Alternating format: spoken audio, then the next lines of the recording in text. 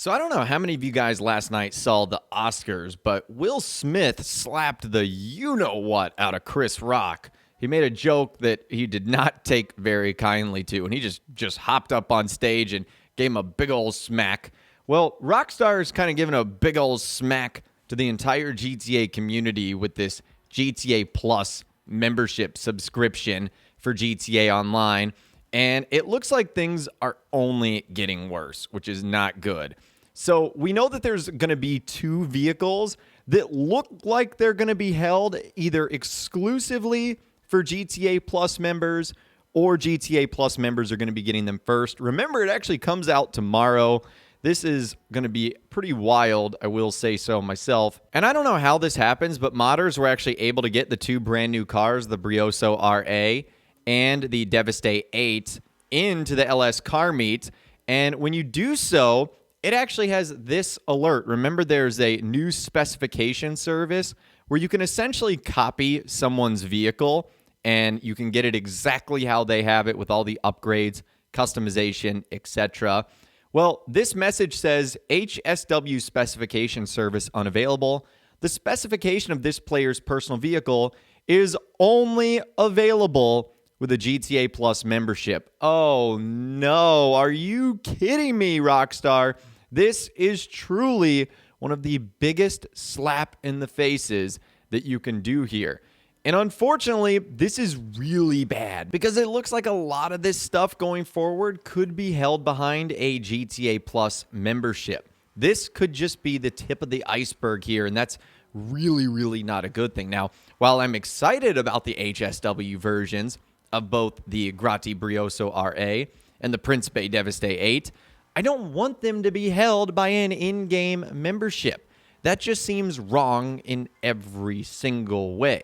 Now, if you're wondering how these guys ended up getting it early, albeit a day early, at least for the Principe Devastate 8, someone asked Console Glitches with Insider Test Funds 2 saying, yes, there are many ways to do that. He could save edit his PS5 save file to have a Devastate 8 with HSW upgrades in single player that he could transfer to online via a merge glitch, or if PS5 save editing isn't possible, he could do all that on PS4, then transfer his character to PS5.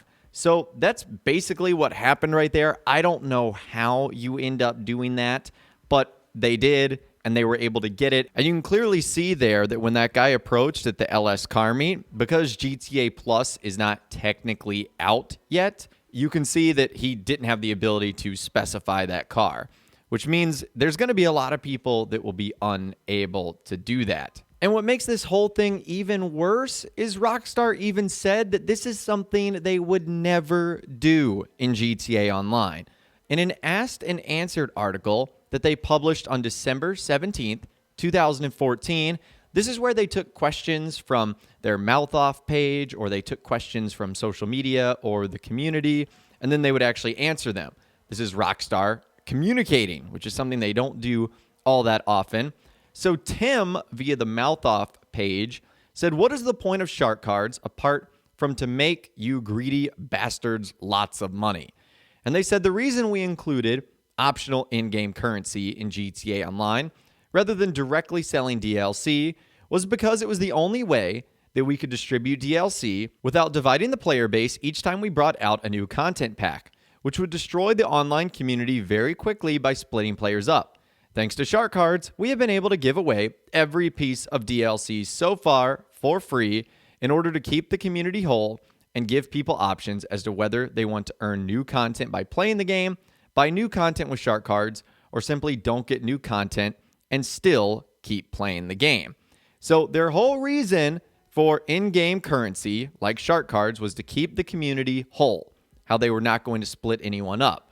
Well, now the community will be separated with GTA Plus because technically speaking, GTA Plus content will already be available on non-subscribers' consoles, but disabled via checks and such. Now, with paid DLC, you can't do that, but I guess with the GTA Plus and the way it works, they're able to sort of circumvent that. At least that's kind of what I see. This is just bad all the way around, in my opinion, guys. I really don't like what is happening here. And I would assume over the next 24 hours, we're going to get more information on this. And when GTA Plus does end up coming out, be sure to stick around here on my channel because I will be covering it, all the things you get and seeing if it's worth it or not.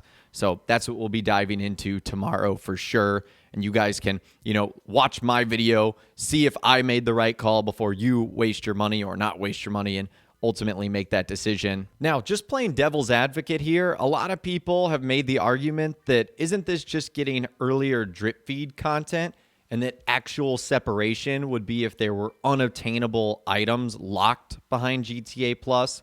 I mean, this is something that could come down the line, but I do have concerns kind of about this for the future. So think about some of the clothing rewards that we have in game. A lot of these clothing items have just been collecting dust within the game files for a long time, but were only made obtainable now via GTA Plus. However, Rockstar could gift us the exact clothing at a later date. I'm not sure if that would work or if they'll do that, since there's a ton of unreleased clothing items, and there were even exclusive liveries for pre-ordering Red Dead Redemption 2 that after all these years, Rockstar is yet to give the new players another chance. So they might eventually do so via GTA Plus. And then others have argued that isn't GTA Plus just Twitch or Amazon Prime without the middleman? And the answer is no. Because there isn't a single instance that I know of where an exclusive livery or clothing item was awarded to Twitch Prime players. It was just all bonuses and discounts. They received select upgrades of, let's say, a new property for free on the DLC launch day, but that's it. I think these exclusive liveries and clothing are brand new additions to GTA Plus on top of the special payouts. Now, the only other thing that Rockstar did that was similar to this was the guest list prior to the After Hours launch, where players had to log in at specific weeks to sign up for the guest list and receive exclusive rewards, but there was no subscription involved. And the only other instance of actual exclusive content locked behind a paywall were the Red Dead Redemption 2 pre-order bonuses and rewards, like the Akula Dala Dala and TMO2 Kanjali Sasanta Nove monogram liveries. But anyways, I'd love to hear from you guys in those comments down below. I know this is a very interesting yet discussion-heavy topic, so you can let me know what you're thinking down there, or you can reach out to me on my social media or Facebook page where you can send messages, photos, videos, and a whole lot more. If you guys did go and enjoy this video, though, a like rating would, of course, be awesome. And be sure to subscribe to my YouTube channel if you are new. You want to stay up to date on all the latest GTA and all the Rockstar Games videos that I'll be doing here on my channel. And be sure to ring that notification bell as well. Sometimes YouTube just doesn't work, and if you ring that bell, you'll always be guaranteed to be notified when new videos arrive. But of course, as always, guys, thank you all so much for watching. Take care, and I'll see you guys in the next video.